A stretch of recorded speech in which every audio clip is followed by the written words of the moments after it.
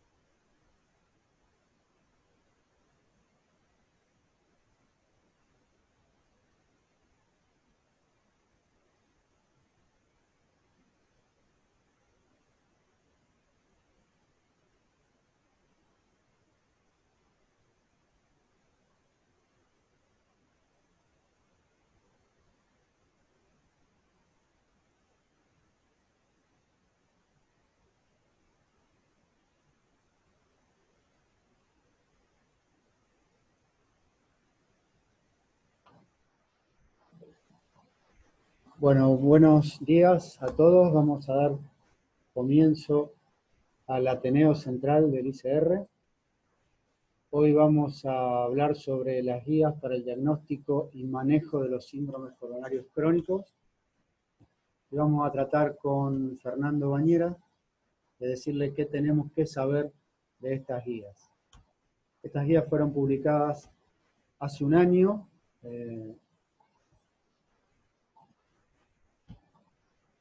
Y nos pareció interesante con Fernando hacer una actualización de las mismas y poder hacer una lectura práctica de las guías.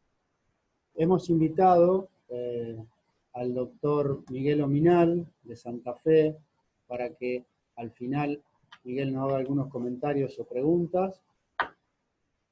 Y Miguel fue un residente de la institución, fue jefe de residentes y realizó el fellow en unidad coronaria, así que es un gran gusto tenerlo a Miguel en el Ateneo de hoy.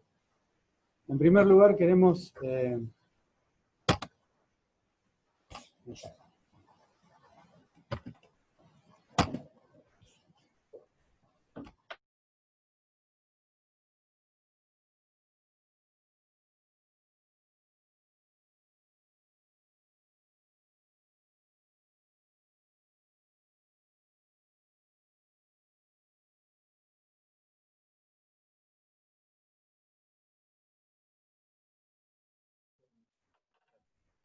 En primer lugar, queremos decirle que estas guías han cambiado la nomenclatura, son una nueva clasificación distinta a la previa del año 2013, que se denominaban cardiopatía isquémica estable.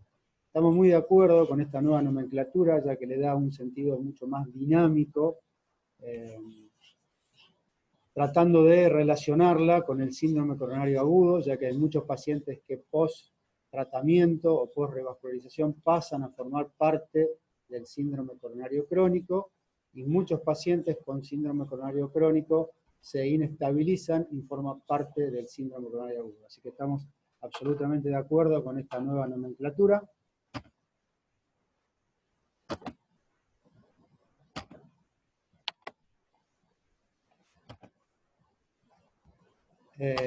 Y como todas las guías hay clases de recomendación y nivel de evidencia. Las que más nos interesan siempre son aquellas recomendaciones que nos dicen que es beneficioso, útil y efectivo para nuestros pacientes y que es perjudicial. Por lo tanto, estas guías tienen 103 recomendaciones clase 1 y clase 3, y en las 71 páginas de las guías, el nivel de evidencia de las recomendaciones son A en un 40%. De todas maneras, podemos decir que hay un gap todavía, hay una deficiencia en las evidencias, ya que un 60% tienen nivel de evidencia B o C. También lo más importante es que estos síndromes coronarios agudos engloban ciertas entidades que antes estaban un poco sin poder definirlas o encuadrarlas en ninguna situación. Engloban 6 escenarios clínicos. El primero es la sospecha de enfermedad coronaria y síntomas estables, y pone la disnea como equivalente anginoso en el mismo lugar que la angina. También un grupo de pacientes con sospecha de enfermedad coronaria e insuficiencia cardíaca o disfunción del ventrículo izquierdo.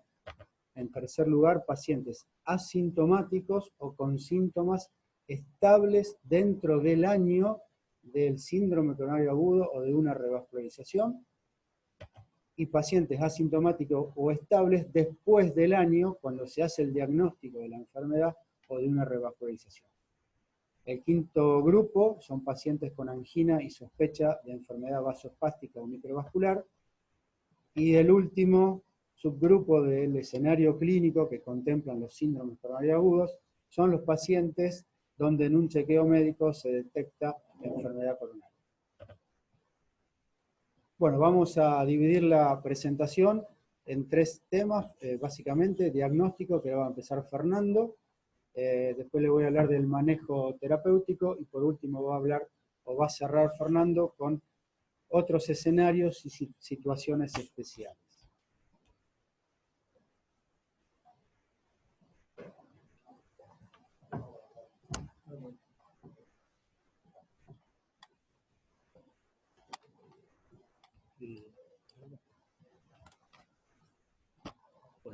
respecto a la aproximación diagnóstica o al diagnóstico, la guía se basa en 6 pasos o puntos a evaluar. En el primer punto, la idea es evaluar los síntomas y signos que el paciente presenta. En el segundo, las comorbilidades y otras causas que puedan justificar esos síntomas.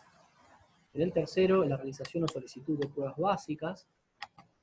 En el cuarto, valorar la probabilidad pretest y probabilidad clínica de que el paciente tenga enfermedad coronaria obstructiva. En el quinto, seleccionar la prueba apropiada en base al punto anterior. Y el sexto, evaluar el riesgo de eventos con el fin de identificar aquellos pacientes que tengan mayor beneficio con la revascularización. Vamos a explayarse un poquito en cada uno de estos puntos. Con respecto al primero, que es la evaluación de los síntomas y signos, va a ser muy importante realizar un interrogatorio completo que tenga como objetivo indagar sobre factores de riesgo, antecedentes de enfermedad vascular del paciente o de familiares de primer grado. La guía sigue clasificando al dolor torácico de forma tradicional en dolor anginoso típico, atípico o dolor no anginoso. El dolor típico es aquel que cumple las 3 características clásicas, que son la presencia de malestar torácico retroesternal de la naturaleza y duración típica, que se provoca con el esfuerzo o el estrés emocional, y que se alivia tras unos pocos minutos con el reposo o la administración de nitrato.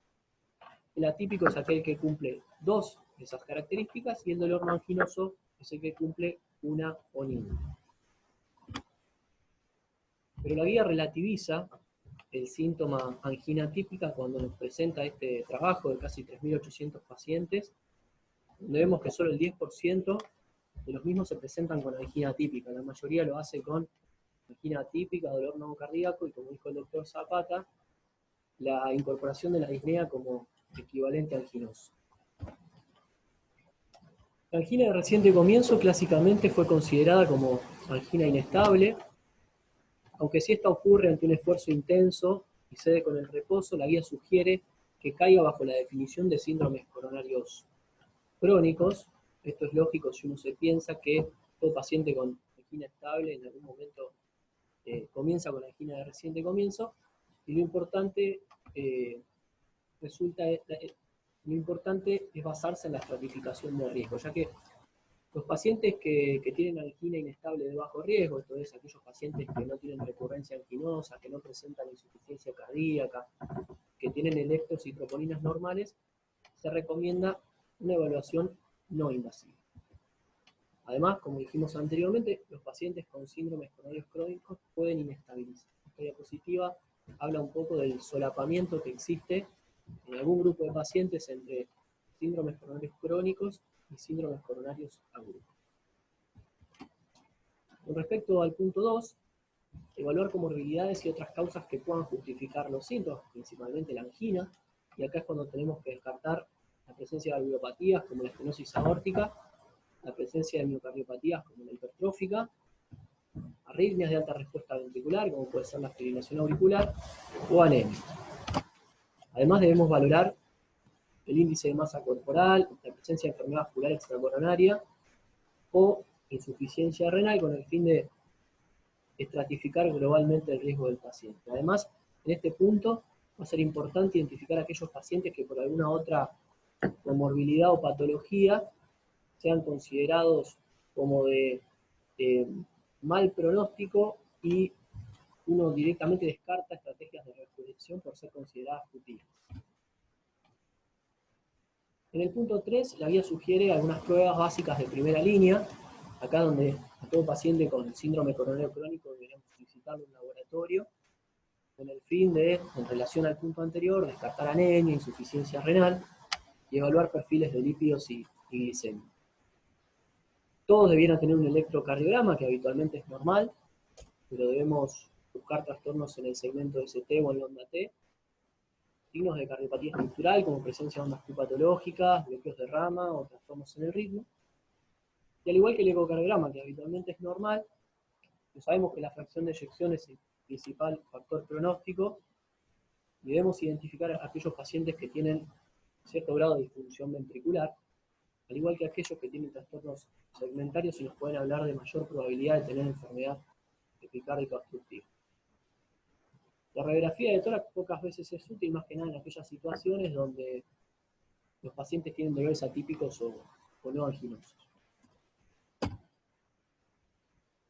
Con respecto al punto 4, que nos habla de la valoración de la probabilidad pretest y probabilidad clínica de enfermedad coronaria, que tal vez es el punto donde la guía más hincapié hace, la probabilidad se basa en características poblacionales, o sea, la prevalencia de una enfermedad en la población en la cual nos desempeñamos y características propias del paciente que tenemos enfrente.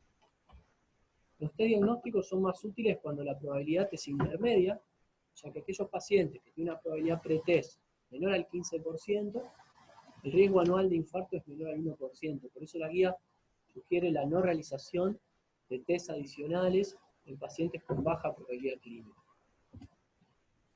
Este es un modelo de predicción de Diamond y Forrester que ya aparecía en guías anteriores, que tiene en cuenta el tipo de angina o el tipo de dolor torácico, el sexo y la edad del paciente.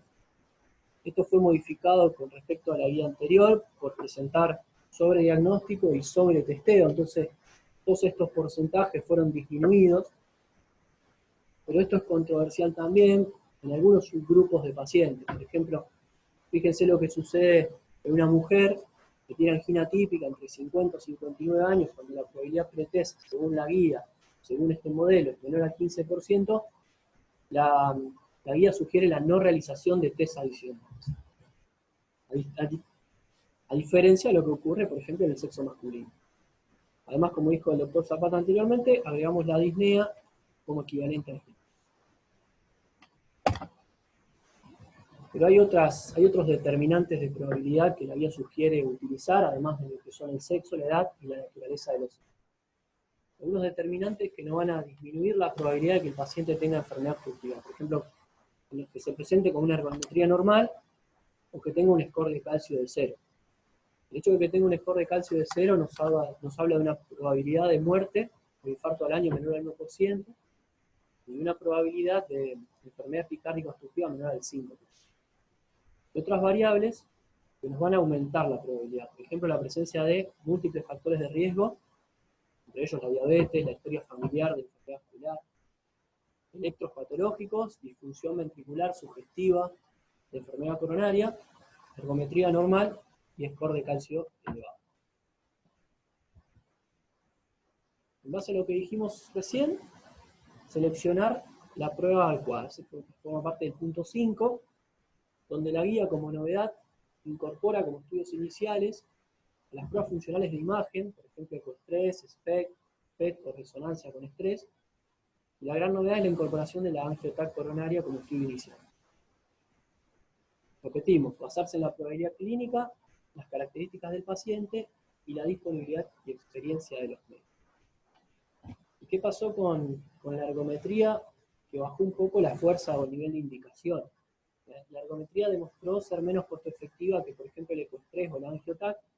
Por eso en 2013 era recomendada como estudio inicial para riesgo intermedio, y actualmente solamente la recomendación estaría en aquellos pacientes en los cuales uno desea evaluar tolerancia al ejercicio, síntomas, presencia de arritmias o respuesta de presión arterial. Si no, considerar los estudios que dijimos anteriormente.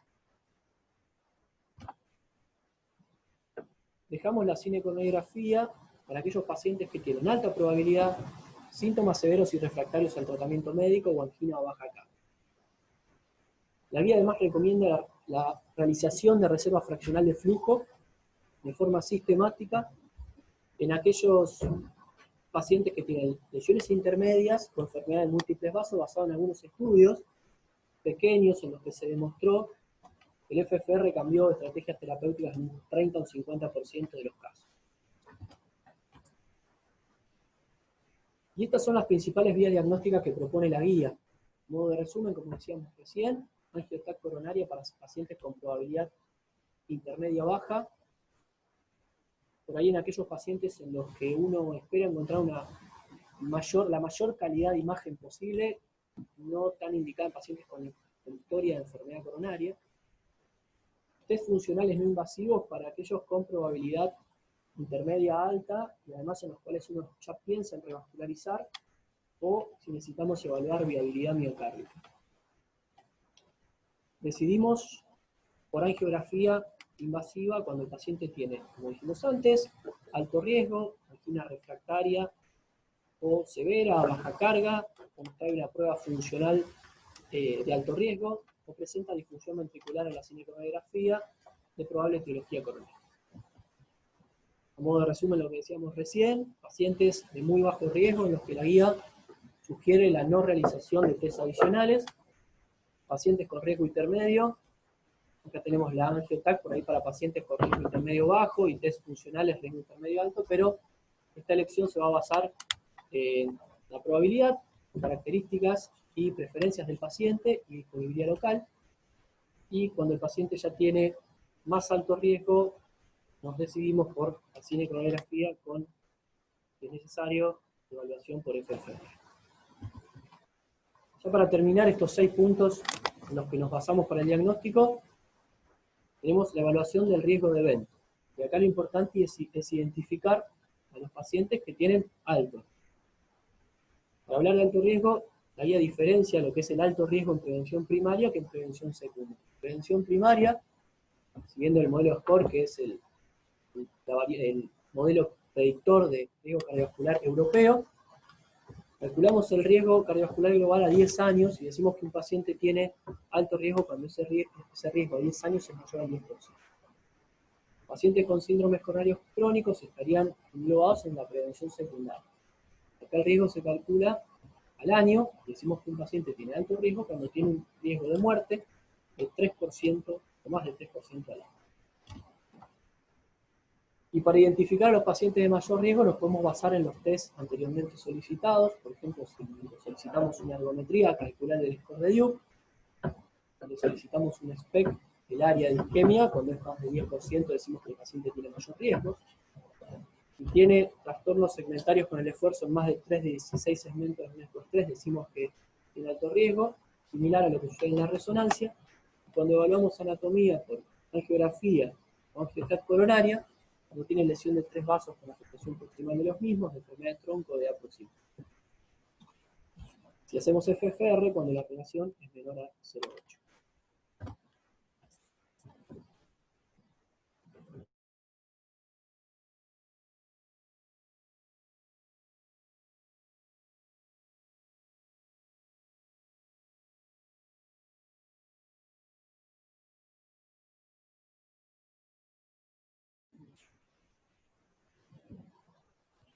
Bueno, gracias Fer. Vamos a continuar ahora con el tratamiento. Estas guías hacen hincapié dentro del tratamiento en el manejo de estilo de vida, tratamiento farmacológico y por último la revascularización miocardial.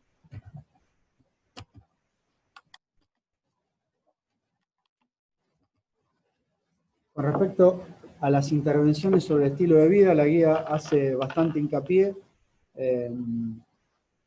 Son varias las páginas que abordan este tema y habla sobre el abandono del hábito tabáquico. Para aquellos que les interesan este tema pueden recurrir a la guía. Sobre todo habla de intervenciones cognitivo-conductales, tratamiento farmacológico, por ejemplo, bupropión, vareniclina o sustitutos de nicotina. Y también habla de los pros y los contras de los cigarrillos electrónicos. Dentro de las intervenciones sobre el estilo de vida, habla de dieta y alcohol. Claramente la dieta mediterránea es la que propone, y el consumo de alcohol es menor a 15 gramos por día. Y también hace mucho hincapié en la actividad física. Recomienda aproximadamente entre 30 y 60 minutos al día, 5 veces a la semana.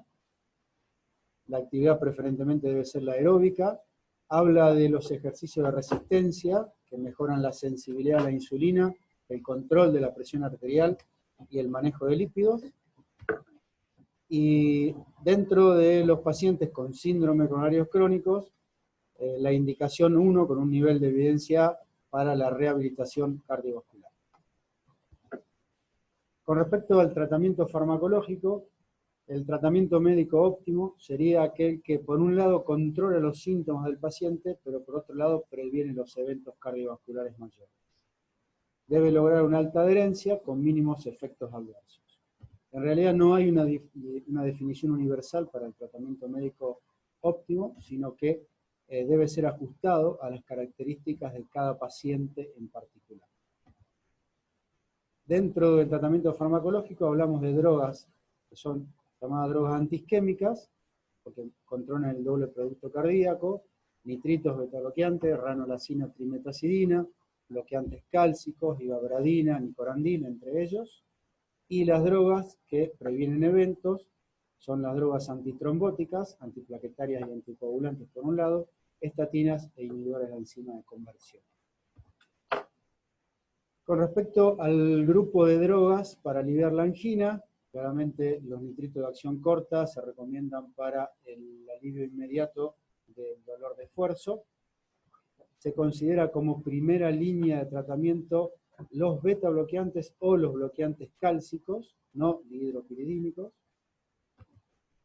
Se pueden considerar como segunda línea de tratamiento la combinación de ambos. Y como segunda línea de drogas, los nitritos de acción prolongada, nicorandil, ranolacina, ivabradina o trimetazidina. No voy a hablar del nicorandil, ni la ranolacina, porque son drogas que no están en este momento en nuestro país, no las disponemos. Sí, brevemente, el nivel de evidencia que recomienda el uso de ivabradina y trimetazidina en estos pacientes con síndromes coronarios crónicos. Con respecto a la ivabradina, ustedes saben que es un inhibidor de la corriente IF del tejido sinoauricular, y eso permite disminuir la velocidad de despolarización diastólica, disminuyendo la frecuencia cardíaca sin tener efectos hemodinámicos en el paciente. La evidencia para el uso en este grupo de pacientes viene de dos estudios, del Beautiful, que son pacientes todos postinfartos con fracción de eyección reducida y que deben estar medicados con beta bloqueantes previamente, cuando no se obtiene el objetivo de menos de 70 latidos por minuto. En ese caso, la ivabradina resultó útil disminuyendo infarto y revascularización en forma significativa. El otro estudio es el estudio Signify, que como verán son pacientes de mucho menos riesgo, ya que son pacientes estables sin insuficiencia cardíaca, sin tener una fracción de eyección reducida, todos tratados con beta bloqueantes, y los que están por arriba de 70 latidos por minuto, el beneficio en este estudio no fue significativo, ya que no pudo reducir la muerte del infarto comparado al placebo. La otra droga que menciona como un segundo nivel es la trimetazidina. La trimetazidina es un regulador del metabolismo energético celular. Todos sabemos que la célula miocárdica utiliza entre 80 y 90% de los ácidos grasos como fuente energética de producción de ATP. En los casos de isquemia esto se ve un poco reducido. Esta droga va a inhibir la beta-oxidación, que es el mecanismo de obtención de ATP de los ácidos grasos, y va a optimizar la producción de ATP vía glicólisis en la célula isquémica. Hay una publicación de la Cochrane en el año 2005, que es un metaanálisis de 23 estudios que reúnen no más de 1.300 pacientes, y en este estudio se demostró que disminuye los ataques semanales de angina, disminuye el uso de nitritos y aumentó el tiempo de ejercicio, el tiempo libre de depresión del ST en la actividad física. O sea, todos eventos claramente menores. Con respecto al esquema farmacológico, me pareció interesante mostrarle este gráfico. El lado izquierdo es lo que propone para todos los pacientes, que es el uso de, en primer nivel, beta bloqueantes o antagonistas cálcicos, en segundo nivel, la combinación de ambos, y en tercer nivel, utilizar una droga de segunda línea, y adicionar una más como cuarto nivel. Pero hay algún subgrupo de pacientes, por ejemplo, aquellos que, a pesar del tratamiento, la frecuencia cardíaca sigue elevada, siempre el tratamiento preferencial en los pacientes es beta bloqueante o un anticálcico no hidropiridínico, y aquí ocuparía un lugar más importante la ivabradina en este subgrupo de pacientes. Por el contrario, los pacientes que se presentan con frecuencia cardíaca baja, acá recomienda la utilización de anticálcicos dihidropidínicos, tipo nifedipina o amlodipina, y ya puede, en estadios más avanzados del tratamiento, ya que estas drogas no disponemos en nuestro país, utilizar, por ejemplo, la trimetazidina. Para pacientes con disfunción ventricular izquierda o insuficiencia cardíaca clínica, la opción siempre de primer nivel es el uso de beta-bloqueantes, y siguiendo al uso de beta-bloqueantes la ivabradina en aquellos pacientes que la frecuencia cardíaca persiste elevada. Y por último, un subgrupo de pacientes con baja presión arterial. Acá se recomienda dosis bajitas de beta-bloqueante o anticálcicos, la dosis que pueda tolerar el paciente, y recomienda este grupo de pacientes en drogas que no alteran la hemodinamia, por ejemplo, ivabradina o trimetazidina. Con respecto a la terapia antitrombótica, estas son las intervenciones farmacológicas que disminuyen eventos. La recomendación que todos conocemos de aspirina a bajas dosis, sobre todo en pacientes con infarto previo o revascularización previa, ya que el nivel de evidencia del uso de aspirina para pacientes sin infarto, sin revascularización, es menor. El clopidogrel como una alternativa en los pacientes que no pueden usar aspirina. Esto viene de hace muchos años. Y adicionar una segunda droga, un segundo tratamiento antitrombótico a la aspirina, en pacientes que van a tener mayor riesgo isquémico y bajo riesgo de sangrado. Este tema lo introduce la guía a partir de dos estudios. Uno es el Pegasus, es un estudio del grupo TIMI, que en pacientes estables con antecedentes de infarto previo y algún factor de riesgo trombótico o de aterosclerosis adicional, los randomizaba, por supuesto todos iban a recibir una dosis baja de aspirina, los randomizaba en 3 grupos, placebo de ticagrelor o 2 dosis de ticagrelor, la dosis que conocemos en pacientes post síndrome coronario agudo, y una dosis menor de 60 miligramos 2 veces al día. Este estudio demostró que la combinación, más allá del año en pacientes con infarto previo, de 2 antiagregantes plaquetarios, ticagrelor y aspirina, fue superior a la aspirina sola en reducción de muerte cardiovascular, infarto de stroke, en alrededor de un 15-16%. Se recomienda el uso de ticagrelor a menor dosis, ya que cuando analizamos el punto de seguridad, en este caso sangrado, si bien no hubo un exceso de sangrados fatales, cuando clasificamos el sangrado con los criterios TIMI, mayor y menor, la doble terapia siempre sangra más, pero sangra menos cuando tenemos menos dosis de ticagrelor. La segunda recomendación que da la guía como para adicionar una segunda droga antitrombótica a la aspirina, viene el estudio COMPASS. El estudio COMPASS, recuerdan ustedes, más de cercano a 30.000 pacientes, 29.000 pacientes con enfermedad coronaria estable o enfermedad vascular periférica. Debían tener mayor de 65 años, si eran menores, 2 criterios más de riesgo para enfermedad vascular. Y el estudio randomizó en 3 grupos: aspirina sola, rivaroxaban a dosis alta, que es la dosis del estudio Atlas, que utilizamos en pacientes post-síndrome coronario agudo, o una dosis baja que combinó la aspirina con 2,5 de rivaroxaban 2 veces al día.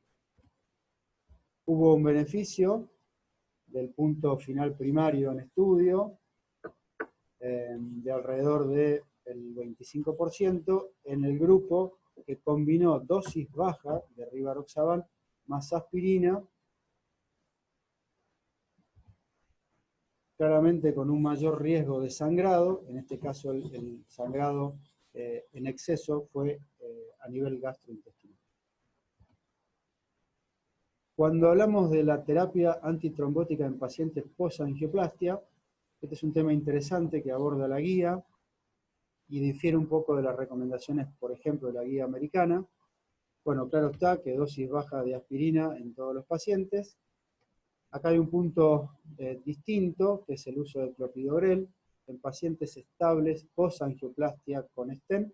Recomienda su uso por 6 meses.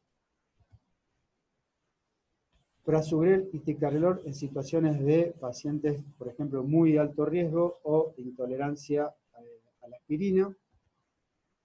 Y en pacientes con fibrilación auricular se recomienda los nuevos anticoagulantes por sobre los antagonistas de la vitamina K.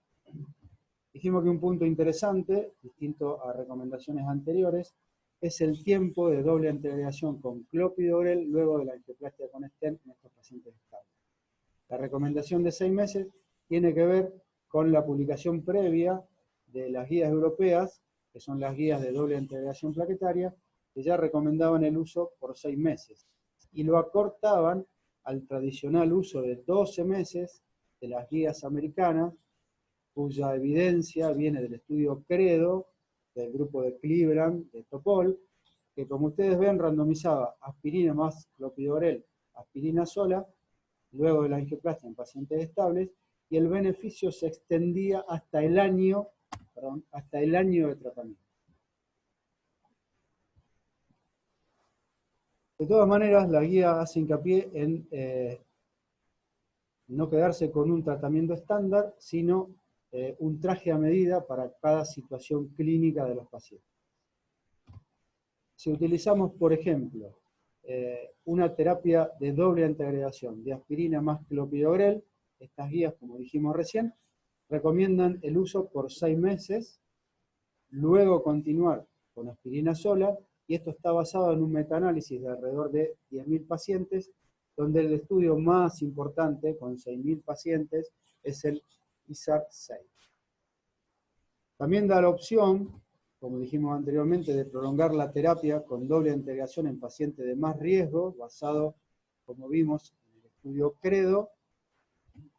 Y por último, da también la opción, si no utilizamos clopidogrel como terapia dual y usamos ticagrelor, extender la terapia dual solamente por 1 o 3 meses y luego continuar hasta el año solo con ticagrelor, y esto tiene que ver con un reciente metaanálisis de alrededor de 15.000 pacientes, de donde la evidencia más importante proviene del estudio Global Leader y del Twilight.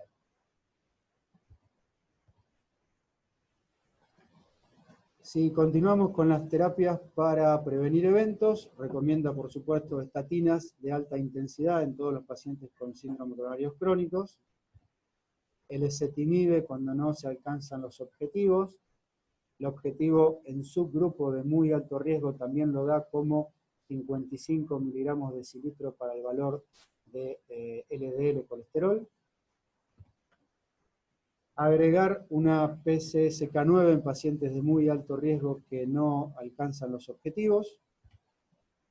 Y en cuanto a inhibidores de la enzima de conversión o las drogas antagonistas de los receptores de aldosterona,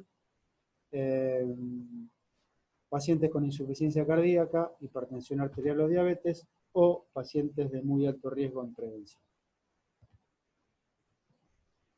Con respecto a la revascularización, el objetivo de la misma es disminuir síntomas por un lado o mejorar el pronóstico por el otro.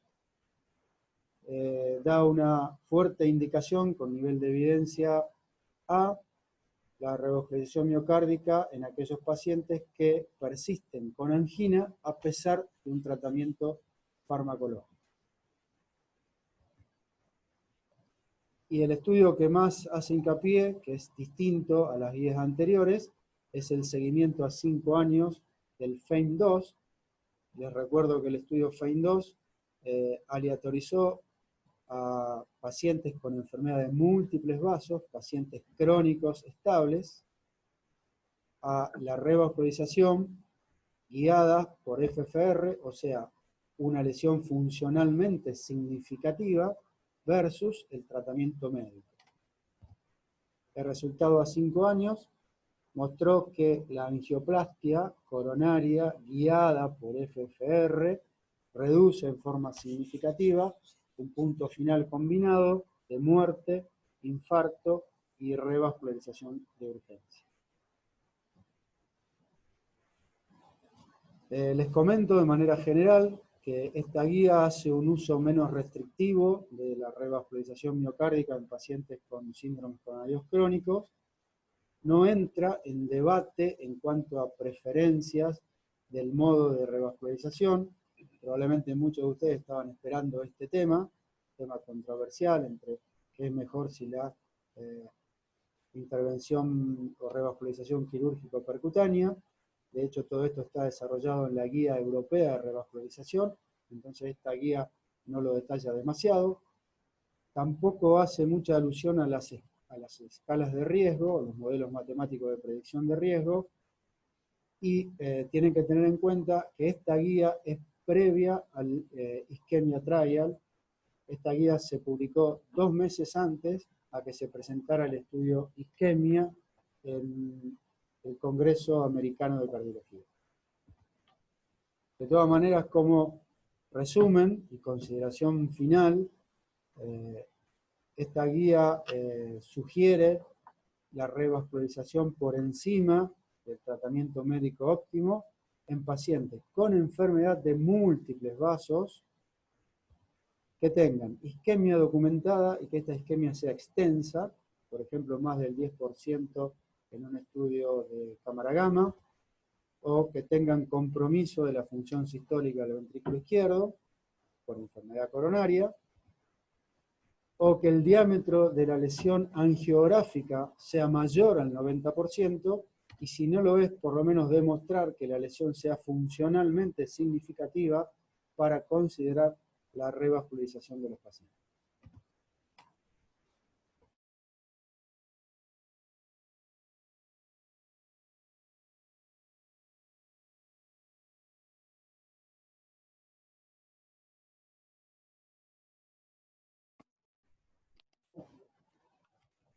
Bueno, con respecto al seguimiento de estos pacientes, la guía lo divide en dos.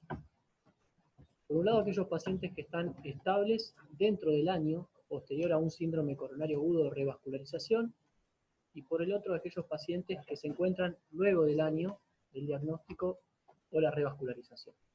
Estos dos escenarios forman parte de los 6 planteados inicialmente dentro del concepto de síndrome coronario crónico. Con respecto a aquellos pacientes que se encuentran dentro del año, se sugieren al menos 2 visitas por considerarse dentro del periodo de mayor vulnerabilidad clínica, con realización de al menos un electrocardiograma y un ecocardiograma, principalmente si el paciente fue revascularizado y uno espera encontrar una mejoría de la función ventricular si es que tenía caída de la fracción de eyección previo a la revascularización. Posterior al año, se sugiere una reevaluación periódica, al menos una vez al año, interrogando sobre síntomas, restratificando riesgo cardiovascular y aparición de nuevas comorbilidades. Realización de al menos un electrocardiograma y laboratorio, y se indica, al menos por parte de esta guía, un ecocardiograma cada 3 a 5 años.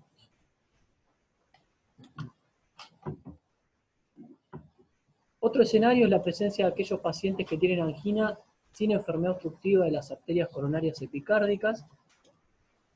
Este tema está muy en boga en la bibliografía internacional. Cuando tenemos estos pacientes en el consultorio, surge una disyuntiva de pensar que el paciente tiene angina, tiene un estudio con isquemia y no presentan los estudios que evalúan anatomía, enfermedad o alguna lesión que justifique la isquemia demostrada en el estudio funcional. Podemos estar frente a 3 escenarios. Un primer escenario representado por aquellos pacientes con enfermedad vascular difusa, donde la cinecoronariografía puede infraestimar la enfermedad. O podemos estar frente a pacientes que tienen disfunción de la microvasculatura o estenosis epicárdica dinámicas. Este escenario de los pacientes con angina y sospecha de enfermedad microvascular o vasoespasmo forma parte de las 6 situaciones clínicas y dentro del concepto de síndrome coronario crónico. Y decimos que un paciente tiene angina microvascular cuando tiene angina que habitualmente es de esfuerzo, isquemia demostrada en la prueba funcional, pero que no tiene enfermedad coronaria epicárdica significativa en aquellas pruebas que evalúan anatomía coronaria. O sea, el paciente puede tener enfermedad leve a moderada, y además lo que nos dice esta definición es que debemos descartar que no tenga enfermedad significativa con un estudio de anatomía. La guía propone 2 mecanismos fisiopatológicos como los responsables de disfunción microvascular, que son, por un lado, la alteración de la conductancia de la microcirculación coronaria, y por el otro lado, la desregulación endotelial arteriolar, secundaria a espasmos microvasculares. Y propone estos mecanismos porque el tratamiento que sugiere se basa en la fisiopatología. La guía sugiere la realización de pruebas de función o de fisiología coronaria, como es en el caso de la columna de la izquierda, de la alteración de la conductancia de la microcirculación. Estos pacientes tienen reserva de flujo coronario e índices de resistencia de la microcirculación alterados. Acá la guía sugiere la indicación de betabloqueantes principalmente, y estatinas y cambios en el estilo de vida, fundamentalmente descenso de peso. Se sabe que estos pacientes con angina microvascular tienen peor pronóstico. De hecho, los pacientes que tienen angina e isquemia demostrada, por más de que no tengan enfermedad obstructiva, tienen más eventos que los pacientes que no tienen isquemia. Con respecto a la columna de la derecha, los pacientes que tienen espasmos microvasculares tienen pruebas o test de vasorreactividad, que en este caso sugiere la realización de test con acetilcolina positivo, y la guía sugiere la indicación de bloqueantes cálcicos y nitritos. ¿Y de dónde sale esta recomendación? Sale un estudio británico publicado en el año 2018, que es un estudio de pocos pacientes, donde incluyó 400 pacientes que eran derivados al laboratorio de hemodinamia, que tenían angina y que eran derivados para hacer cinecoronografía. Se descartaron los que tenían enfermedad obstructiva y se seleccionaron aquellos, que eran 151, para la realización de test de función coronaria. FFR, reserva de flujo, índice de resistencia, y posteriormente test de vasorreactividad con acetilcolina. En base a estos resultados se categorizaron 3 grupos. El grupo de la derecha, que eran pacientes que tenían todos los estudios normales y se los definió como dolor de causa no cardíaca.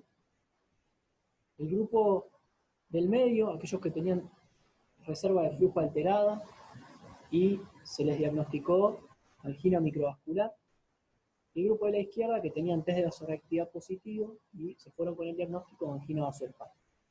Estos pacientes que eran aleatorizados a un grupo control, eran seguidos de forma ciega, en realidad sin conocer estos resultados por su cardiólogo, y un grupo de intervención donde se los trataba con los tratamientos que dijimos anteriormente en base a los resultados de estos test. El punto final primario fue un punto final blando, que fue la evaluación de la angina mediante el score de Seattle, y se vio que los pacientes de la rama de intervención tenían significativamente menos angina que el resto de los pacientes. Bueno, la angina vasoespástica es una angina de reposo, principalmente nocturna o en las primeras horas de la mañana, o sea, sigue un ritmo circadiano. Es más común en pacientes más jóvenes y con menos factores de riesgo que los que tienen enfermedad obstructiva, excepto el tabaquismo. El diagnóstico se hace a través del electrocardiograma, o sea, observamos cambios transitorios en el segmento ST durante el episodio de angina. Y el Holter, por ampliar el tiempo de grabación, muchas veces puede ser de utilidad. Es mandatoria la realización de una cinecoronografía, primero, con el fin de descartar enfermedad obstructiva. Y segundo, la recomendación de la guía es la realización de un test de provocación con acetilcolina o ergonovina, por sobre los test de hiperventilación y frío por presentar mayor sensibilidad diagnóstica. El tratamiento está basado en la administración de bloqueantes cálcicos y nitratos de acción prolongada. Decimos que un paciente tiene angina refractaria cuando presenta angina de más de 3 meses debido a enfermedad obstructiva, que no puede ser controlada con antianginosos de segunda o tercera línea, más revascularización. Su incidencia está en ascenso por mayor sobrevida de la población. Los pacientes tienen pobre calidad de vida, con internaciones frecuentes y utilización de recursos terapéuticos farmacológicos desde el punto de vista de la revascularización. La guía propone nuevos potenciales tratamientos, aunque con escasa evidencia. Estos son los tratamientos que propone la guía, que algunos ya estaban propuestos en la guía anterior, pero la verdad que fueron estudiados en estudios de pequeño tamaño muestral y con puntos finales muy blandos. El primero es la contrapulsación externa mejorada, que es un mecanismo caracterizado por una serie de sesiones en las cuales al paciente se realiza insuflaciones en los miembros inferiores con el fin de mejorar el retorno venoso en diástole y optimizar el consumo de oxígeno. El segundo es la incorporación de la guía, que son los dispositivos reductores del seno coronario, que es un dispositivo que se coloca por vía percutánea, que tiene forma de reloj de arena, se coloca en el seno coronario y tiene como objetivo aumentar el tiempo de permanencia del flujo de la sangre oxigenada en el lecho coronario arterial. La estimulación de la médula espinal es un mecanismo caracterizado por la aplicación de estímulos a nivel de T1 y T2 que tienen como objetivo aumentar el umbral del dolor y disminuir la sensación de angina por parte del paciente, y ya no está indicada la revascularización transmiocárdica, o sea, quirúrgica por vía percutánea, en esta guía. Con respecto al screening de enfermedad coronaria, la guía sugiere remontarse a la guía de prevención cardiovascular. Estos son algunos mensajes que nos deja: estimar el riesgo cardiovascular, ellos proponen el modelo europeo SCORE, valorar la historia familiar de primer grado de cardiopatía isquémica precoz, en el caso de los varones antes de los 55 años y en el caso de las mujeres antes de los 65, realizar screening de hipercolesterolemia familiar a menores de 50 años, y con respecto a la búsqueda de aterosclerosis subclínica, la fuerza de indicación es baja, sugiere solicitar score de calcio por tomografía o detectar placas carotídeas o femorales por ecografía, y ya no está indicado la medición del espesor íntima media. A modo de conclusión, la guía describe 19 mensajes finales, nosotros vamos a nombrar los más importantes. El primero, el uso adecuado de pruebas diagnósticas, tanto no invasivas como invasivas, acorde al perfil de riesgo, como he dicho, acorde a la probabilidad clínica del paciente. La importancia de la prevención secundaria, que incluye aspectos farmacológicos y no farmacológicos, entre ellos principalmente los cambios en el estilo de vida. El abordaje individualizado al decidir estrategias de tratamiento farmacológico, en especial, como dijo el doctor Zapata, sobre los fármacos antitrombóticos. Y la importancia de un seguimiento a largo plazo con el fin de evaluar adherencia, educación sanitaria y detectar cambios en el riesgo cardiovascular en las comorbilidades.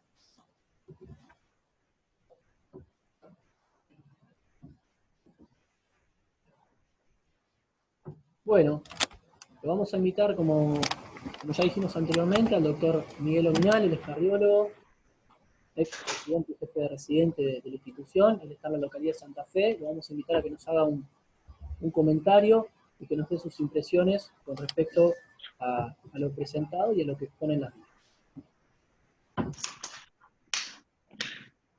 Bueno, ¿se escucha?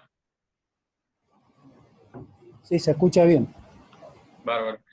Bueno, ante todo, saludar a todos los participantes. Es un honor, un placer para mí volver a estar participando en una reunión científica del Instituto.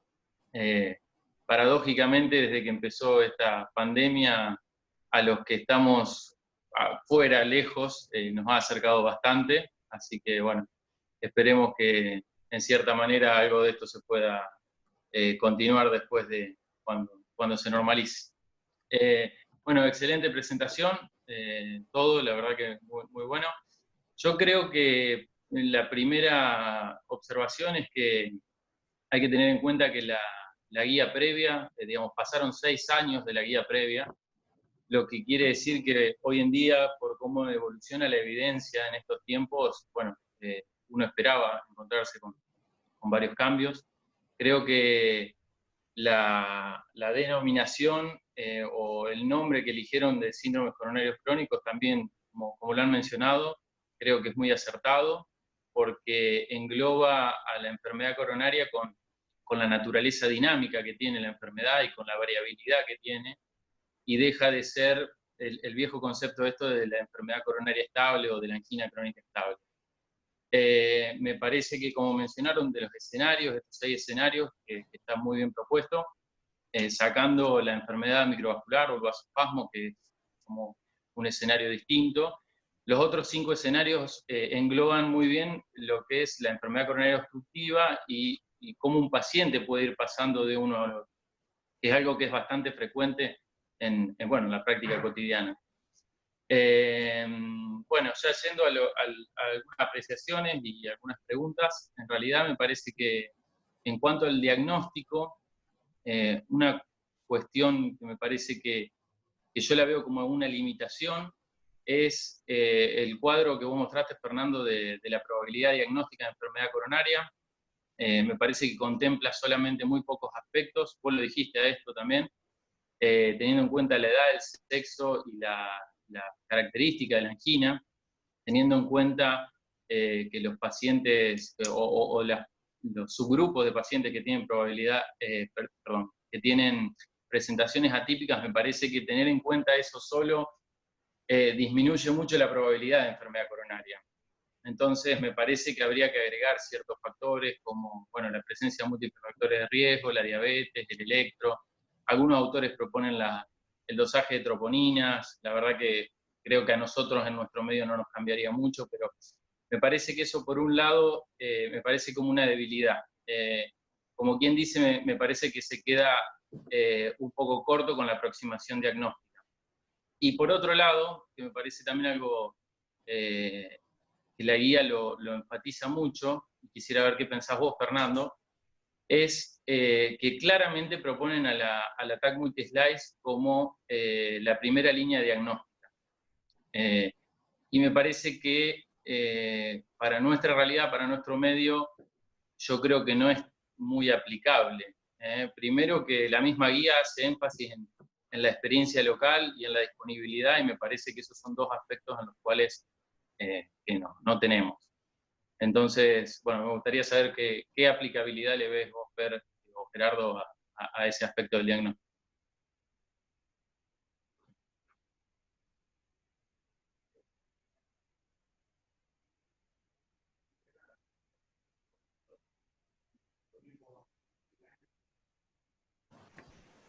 Sí, Miguel, respondiendo o aportando a tu idea con respecto a la indicación por parte de la guía de AngioTAC como estudio de primera línea, creo que lo importante es saber seleccionar el paciente. Ahí es donde el estudio tiene mayor utilidad en aquellos pacientes con probabilidad intermedia baja, y además de la utilidad que nosotros le podemos dar al método diagnóstico con el fin de descartar estenosis significativas, lo más importante creo además es estratificar riesgo cardiovascular. Si uno encuentra placas en el paciente, por ahí se puede comenzar de forma precoz una terapéutica de prevención primaria de alto riesgo y hacer mucho más hincapié en la prevención. O sea que por ahí los test funcionales no tienen esa capacidad. Yo creo que la guía apunta a eso, a identificar una población de riesgo algo más alto.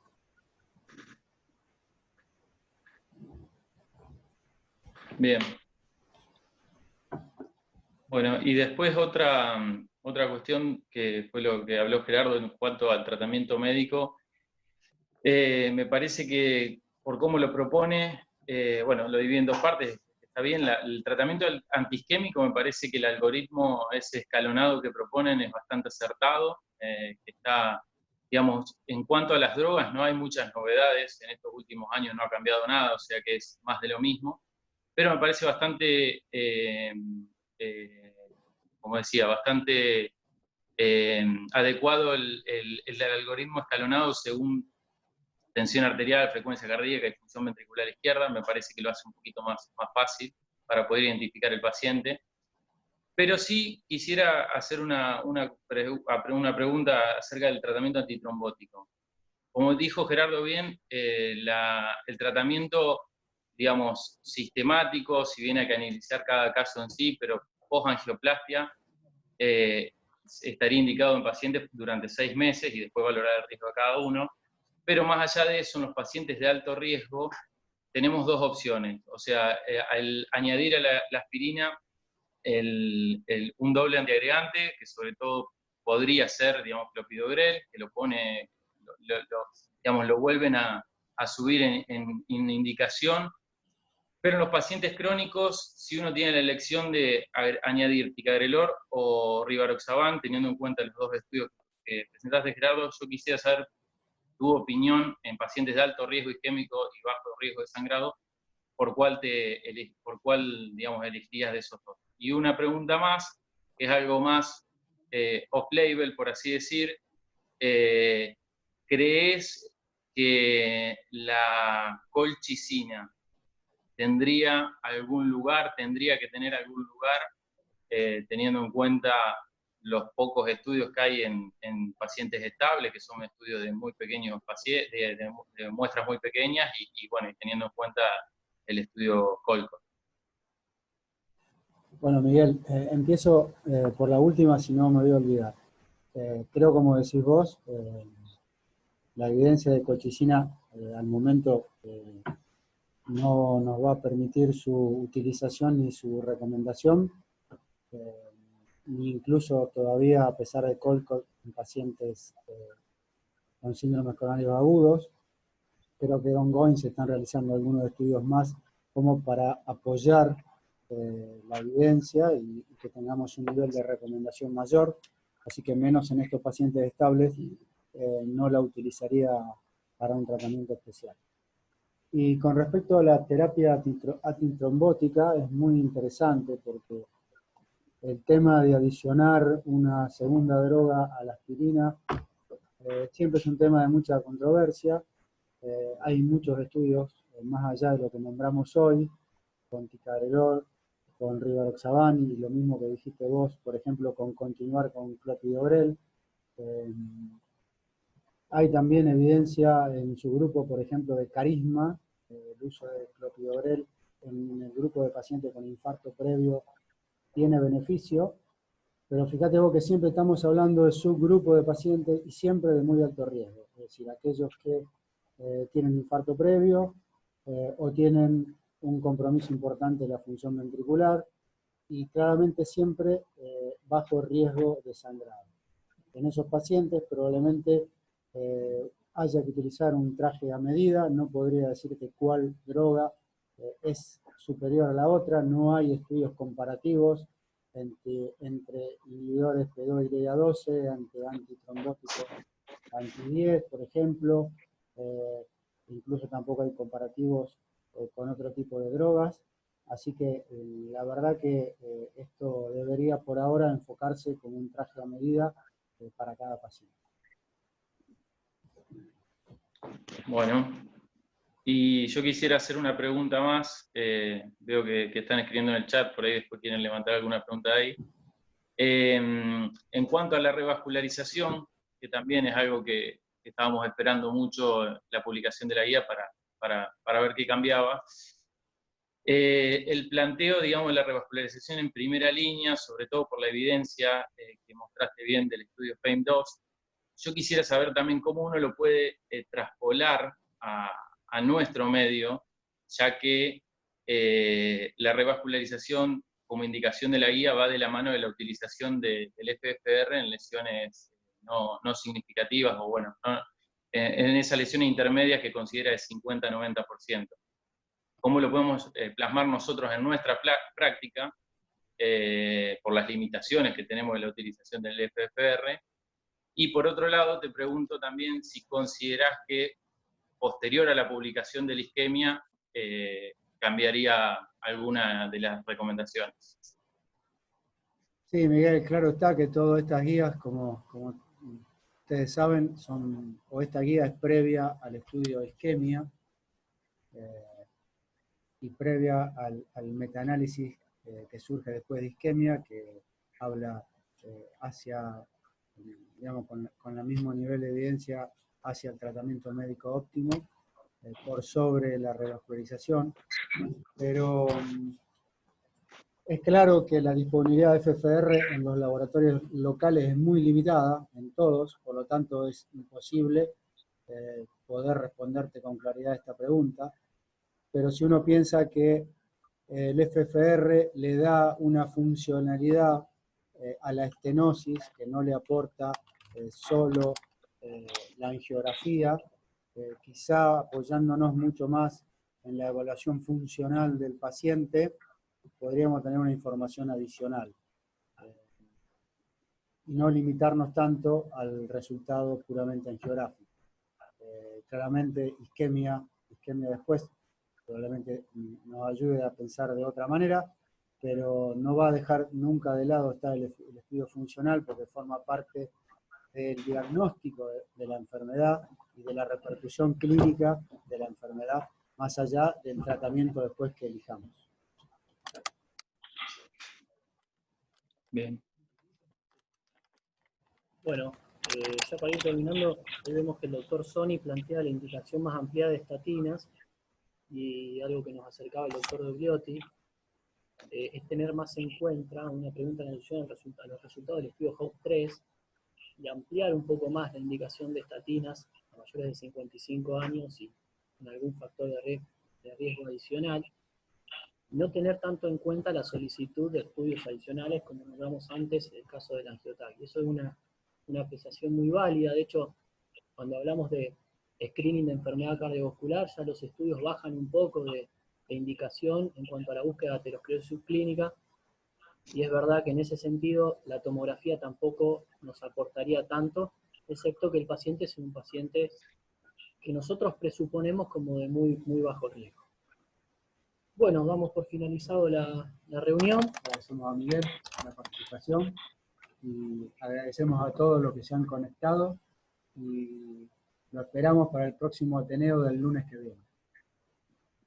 Hasta luego. Gracias. Bueno, nos vemos, muchas gracias.